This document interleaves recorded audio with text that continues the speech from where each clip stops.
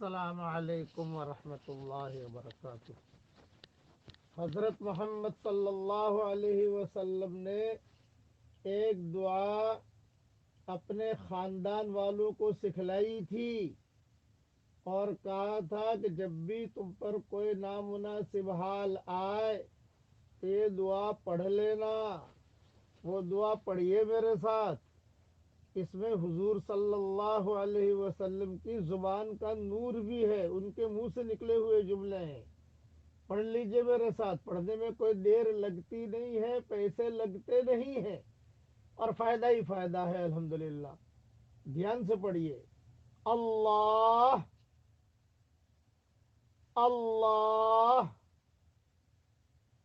ربی لا اشرک به شیئا